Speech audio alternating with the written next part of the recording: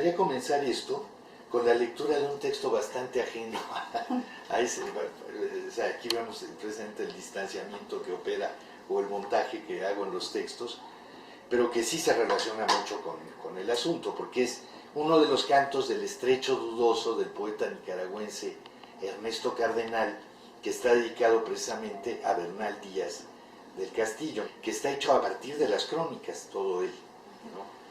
Y a partir de una manera muy, muy literal, ¿no? Aunque de acuerdo con una poética muy contemporánea, la del verso proyectivo que los poetas de la segunda vanguardia norteamericana inventaron por los años 50, 60, ¿no? Ese verso proyectivo le permite hacer una especie de montaje o de collage documental que reutiliza las crónicas, insisto, de una manera bastante literal para presentar con distancia los acontecimientos.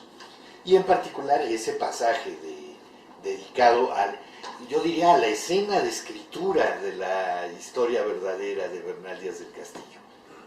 En Santiago de los Caballeros de Guatemala hay un viejo regidor, un viejo conquistador de barba blanca con una hija por casar, casi sordo y casi ciego, apenas oye las campanas lejanas como las campanas de Medina del Campo.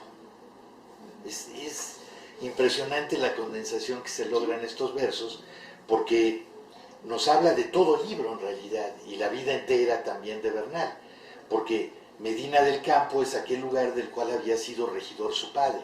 Él que está, como dice Cardenal, y como lo dice el propio Bernal en el libro, casi sordo y casi ciego, o sea, en una relación ya casi de comunicación con su circunstancia inmediata, que sería la de la composición, la de la escritura del libro, o por lo menos la del final de la escritura del libro, que tiene lugar casi 50 años después de los acontecimientos narrados. O sea, es una reconstrucción de la memoria impresionante lo que él hace ahí, una especie de búsqueda del tiempo perdido, ¿no? Como lo de Proust. Él reconstruye todo eso a partir de una vida interior de todo esto, porque presente está casi sordo y casi ciego, él que había sido presente tan perceptivo de lo que muestra en su obra una relación tan a nivel de sensaciones, de olores, de gusto, del oído, o sea, la sensación ocupa un gran lugar en su crónica, y en una circunstancia de escritura en la que precisamente esas percepciones están ya disminuidas, ¿no? Por lo menos.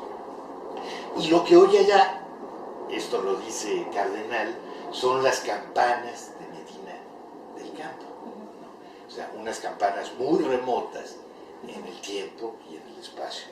Entonces, irá escribiendo con su pluma despacio, despacio, corrigiendo los errores con cuidado, como el piloto que va descubriendo las costas, echando la sonda.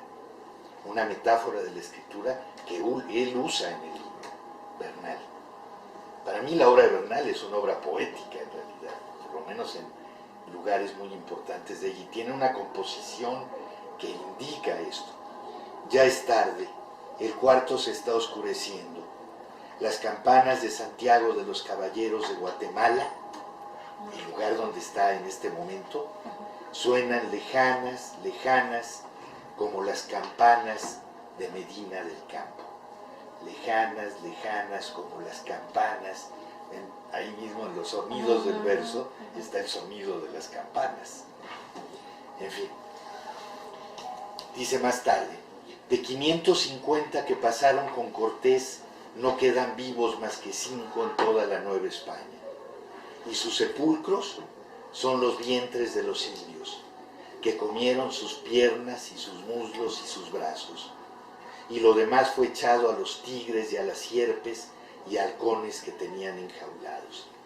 Ahí está el tema del sacrificio y el de la violencia sacrificial introducido, el tema del temor y el terror, el miedo, que él patentiza en su libro de una manera impresionante cuando él llega a decir cómo se orinaba de miedo antes de entrar en las batallas, y luego se persinaba y decía alguna oración y con eso se le pasaba. Y cuando huyeron de Tenochtitlán a medianoche, en silencio, pasando despacio por los puentes, bajo la lluvia, cómo sonó el tambor aquella noche. Ahí está el otro tema que me interesa. O sea, ya tenemos el sonido de las campanas de Medina del Campo y ahora tenemos el sonido del tambor que va ritmando el poema de Cardenal. Como veremos que en realidad ritma la crónica de Bernal Díaz del Castillo. Es lo que yo trato de exponer en este artículo.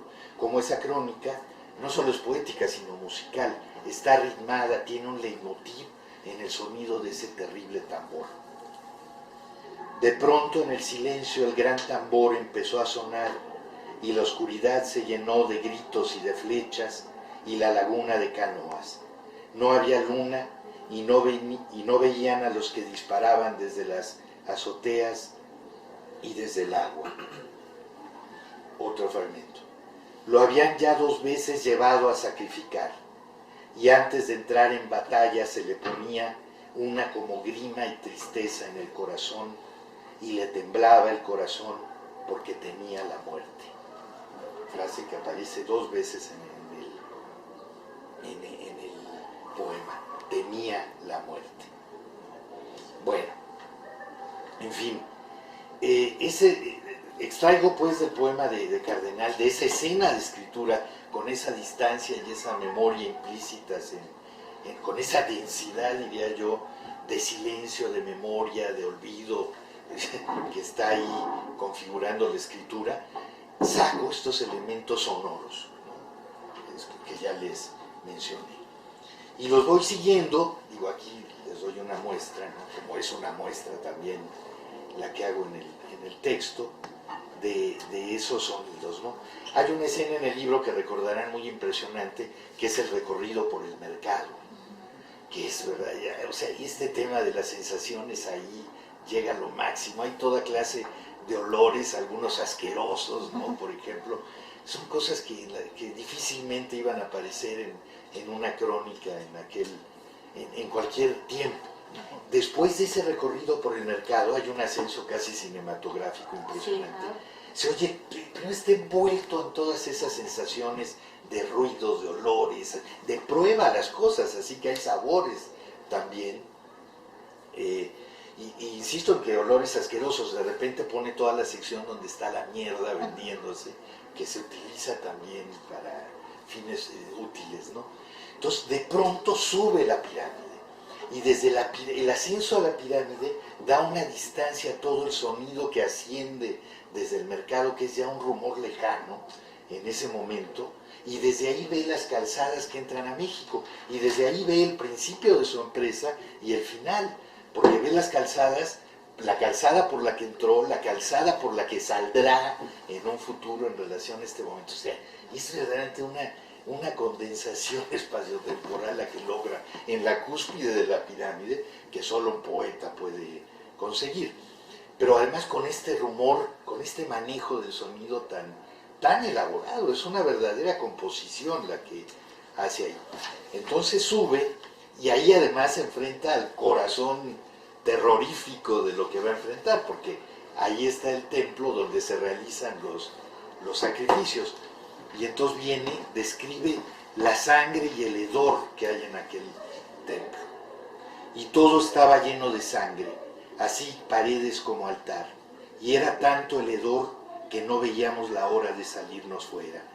Y allí tenían un tambor muy grande en demasía, que cuando le tañían, el sonido de él era tan triste y de tal manera, como dicen, instrumento de los infiernos, y más de 2 leguas de allí se oía, y decían que los cueros de aquel atambor eran de sierpes muy grandes. Impresionante descripción, ¿no?, por la adjetivación, el sonido de él tan triste y de tal manera, como dicen, fíjense cómo hay como una incorrección ahí sintáctica, como dicen, instrumento del infierno. Son casi exclamaciones de susto las que él está lanzando ahí, pero además nos dice que se escuchaba casi 2 leguas de ahí. Y precisamente es desde esas 2 leguas que en el futuro lo va a escuchar, conociendo lo que ese tambor representa, porque está asociado precisamente a aquel terror, al sacrificio. ese tambor se toca en el sacrificio, ¿no? Tañían un tambor de muy triste sonido, en fin, como instrumento de demonios, la repetición, y retumbaba tanto que se oía 2 o 3 leguas, ya agregó una legua, y juntamente con él muchos atabalejos, y retumbaba el sonido que se metía en los oídos, dice. Qué manera de decir las cosas, ¿no? Que se metía en los oídos. Ahí está el temor que sentía, porque temía la muerte. Entonces, el tambor nos va dando, entre otras cosas, un efecto de suspense en el relato, que hoy lo podemos ver como relacionado con el thriller, que es precisamente un estremecimiento, con este tipo de narración, el poema, que es el thriller, como dice algún teórico, pero al mismo tiempo que es una noción que proviene de la retórica antigua, que es la de suspender los ánimos. El suspense no es otra cosa que ese suspender, paralizarnos, dejarnos así, por un efecto retórico, conmovidos. Tornó a sonar el atambor de Huichilobos y otros muchos atabalejos, y caracoles y cornetas y otras como trompas, en todos los instrumentos que ya él enumera aquí, y todo el sonido de ellas espantable y triste. Y miramos siempre la impresión subjetiva complementando la descripción de los objetos, de los instrumentos. Y miramos arriba al alto Q, ven cómo es como una contrapicada, antes era la toma desde arriba, ahora es... Y miramos arriba al alto Q, donde los tañían, y vimos que llevaban por fuerza las gradas arriba, a reempujones y bofetadas y palos a nuestros compañeros, que los llevaban a sacrificar, y de que ya los tenían arriba en una placeta que se hacía en el adoratorio, donde estaban sus malditos ídolos. Vimos que a muchos de ellos les ponían plumajes en las cabezas, y con unos como aventadores les ponían de espaldas de encima de unas piedras que tenían hechas para sacrificar, y con unos navajones de pedernal les aserraban por los pechos y les sacaban los corazones bullendo, y se les ofrecían a sus ídolos que allí presentes tenían, y a los cuerpos dábanles con los pies por las gradas abajo, y estaban aguardando otros indios carniceros que les cortaban brazos y pies, y las caras desollaban y las adobaban como cueros de guantes, y con sus barbas las guardaban para hacer fiestas con ellas cuando hacían borracheras, y se comían las carnes con chilmole. Es impresionante, pero todo esto a partir él describe cómo estaban ellos viendo el sacrificio en lo alto de la pirámide. Eso no es remitir a algo que sabían. Él dice que estaban a distancia suficiente como para poder verlo. Y aquello que sucedía ahí es lo que expresaba el maldito atambor de sonido tan triste que lo hacía tambor de los demonios, ¿no? Vemos cómo está un sonido lleno de sentido, ¿no? Toda esta suspensa acumulado, esta tensión acumulada en el sonido del tambor a lo largo del libro, junto con los otros sonidos de los otros instrumentos y con los gritos, los ruidos, los alaridos que él, de hombres, mujeres, de todos, que él constantemente detalla en la obra, va a culminar en el momento cumbre del libro, ¿no? Que es el capítulo Cómo se prendió Guatemuz, ¿no? Allí va a hablar del resonido de la corneta de Guatemuz también, ¿no? Esta escena es como un largo instante, un instante que se prolonga, que se eterniza y que de alguna manera va a reconstruir, a concentrar realmente como en una composición musical todo lo que ha sucedido antes.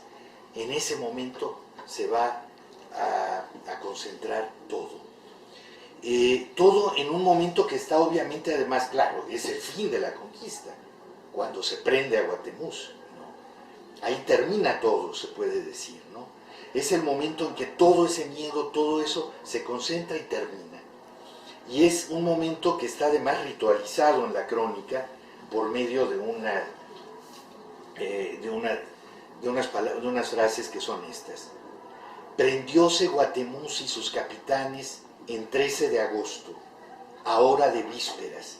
Fíjense, ritualizado digo porque está la fecha del calendario, la hora, pero la hora ritual, ceremonial, ¿no? Y además, con todo el término.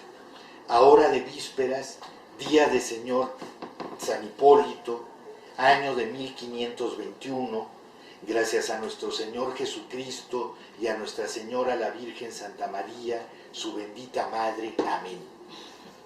O sea, esto es... O sea, ya nomás falta el gesto, ¿no? Pero es una oración, es una ritualización del instante, ¿no? Llovió y tronó y relampagueó, nada de eso es casual. Llovió y tronó y relampagueó aquella noche y hasta medianoche dice, mucho más que otras veces. O sea, ahí hay una manifestación divina, obviamente, ¿no? En lo que está diciendo. Hay una especie yo dije eternización, pero es verdaderamente una especie de éxtasis el que tiene lugar en ese momento, que además nos va a remitir a la escena inicial del poema de Cardenal. Dice Bernal, y como se hubo preso Guatemuz, quedamos tan sordos todos los soldados, como si de antes estuviera uno puesto encima de un campanario y tañesen muchas campanas, y en aquel instante que las tañían, cesacen de las tañir. O sea, toda la culminación de la conquista en una metáfora sonora de Bernal. ¿Cómo fue aquello? Fue como estar en lo alto de un campanario y que sonaran todas las campanas y que de pronto todas dejaran de sonar. O sea, el silencio. Y la sordera, quedan sordos, como queda uno así, después de exponerse a tal escándalo. De hecho, yo le puse de epígrafe al capítulo, uno del cineasta Werner Herzog, el epígrafe de una película que se llama El enigma de Caspar Hauser, que dice, ¿no oyes ese espantoso ruido alrededor que acostumbramos llamar silencio? ¿No? Y como se hubo preso Guatemuz, quedamos tan sordos todos los soldados, como si de antes estuviera uno puesto encima de un campanario, y tañesen muchas campanas, y en aquel instante que las tañían, cesasen de las tañer. Pero no queda ahí, sino que va a reconstituir, ¿no? Como en una especie de recapitulación musical de todos esos ruidos y sonidos, gritos y voces y silbos, como dice ahí, los silbidos, ¿no? También muy presentes, todos agolpados en la memoria en una especie de caos de música y ruidos que compone una obra musical casi nueva, ¿no? Y continúa. Y esto digo al propósito, porque todos los 93 días que sobre esta ciudad estuvimos, de noche y de día daban tantos gritos y voces y silbos, unos capitanes mexicanos apercibiendo los escuadrones y guerreros que habían de batallar en la calzada, y otros llamando las canoas que habían de guerrear con los bergantines y con nosotros en las puentes, y otros apercibiendo a los que habían de hincar palizadas y abrir y ahondar las calzadas y aberturas y puentes, y en hacer albarradas, y otros en aderezar piedra y vara y flecha, y las mujeres en hacer piedra rolliza para tirar con las ondas. En toda la recapitulación, pero todo a partir de los sonidos, porque lo dice, ¿no? Aquellos gritos y silbos y voces de toda esta gente haciendo esto, en una especie de abstracción sonora, ¿no? Pues desde los adoratorios y casas malditas de aquellos malditos ídolos, los atambores y cornetas y el atambor grande y otras bocinas dolorosas, qué adjetivo, ¿no? Que de continuo no dejaban de se tocar. Entonces, no lo digo al propósito, por todo esto. Y termina. Y de esta manera, de noche y de día no dejábamos de tener gran ruido. Y tal que no nos oíamos los unos a los otros. Y después de preso el Guatemuz, cesaron las voces y el ruido. Y por esta causa he dicho como si de antes estuviéramos en campanario. Es impresionante la construcción que hace. Si ven, dio toda esa... También aquí hace una cosa circular, empezó por las campanas y termina de nuevo con ellas. Ese es entonces el silencio de la conquista. Pero es admirable, ¿no?, que un cronista resuma, no en la muerte, el dolor, ni menos en las cuestiones políticas, o lo que sea, sino, y ni siquiera en el ruido, sino finalmente en el silencio. Eso es lo que deja la conquista.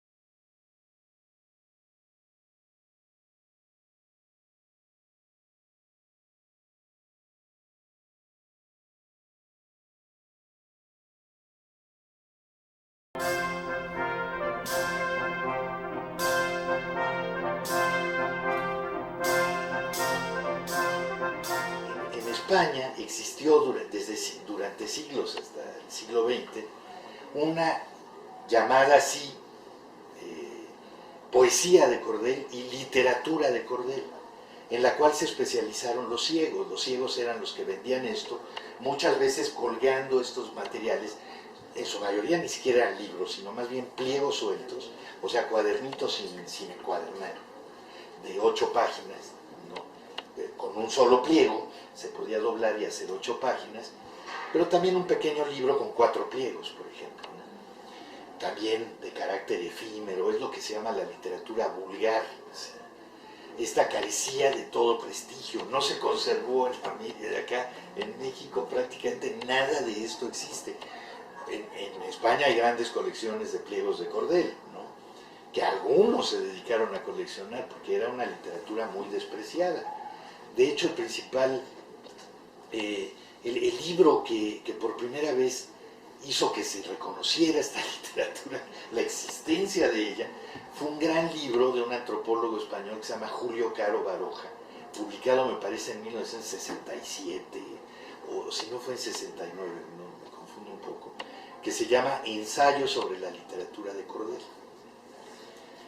Se les llamaba de cordel, aunque literatura de cordel es un nombre que proviene más bien de Brasil, porque en Brasil, en el nordeste, hasta la fecha existe este tipo de literatura extraordinaria y unos cuadernitos ilustrados bellísimos, ¿no?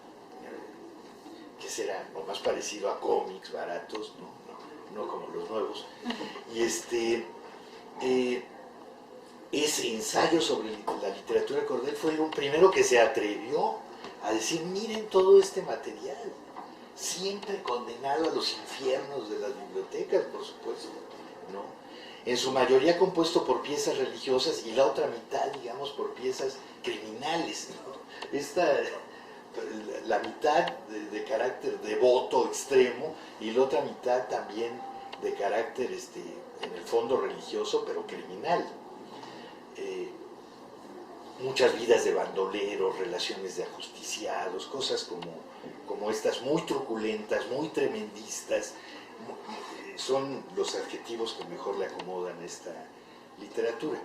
En fin, bueno, pues en el siglo XVI gran parte de lo que hoy ya reconocemos como los libros de caballerías circularon de esa manera. Entonces no tienen el prestigio que hoy tienen los libros de los caballeros andantes, ¿no? Todo lo contrario. Es más, ni siquiera eran las principales obras, salvo casos como el de Amadís, que ese sí circuló mucho. En los pliegos de cordel eran libros muy breves, en su mayoría traducciones de ciclos franceses o ingleses. Muchas traducciones del francés que los ciegos traían del extranjero y vendían por las calles. Entonces, cuando vemos los catálogos que hace Irving Leona, nos damos cuenta que la mayoría de esos libritos eran de ese tipo. ¿Sí? Es más, vemos que la mayoría de los paquetes que él mismo describe ni siquiera eran libritos. Dice, y 8 cajas de romances. Y ya, esos ni los describe ni título. Ya sabemos que esos romances eran muy probablemente estos romances los romances que luego se van a llamar vulgares, los romances que se llamaban en esa época vulgares, ese es el nombre que le pusieron los académicos, los eruditos, la gente culta, ¿no? Se llamaban romances de ciego, precisamente, porque eran los ciegos los que en su mayoría los distribuían. Fíjense ustedes, distribuían una literatura popular impresa, ellos que no la podían leer, porque la voz tenía un gran papel en la circulación de estos materiales.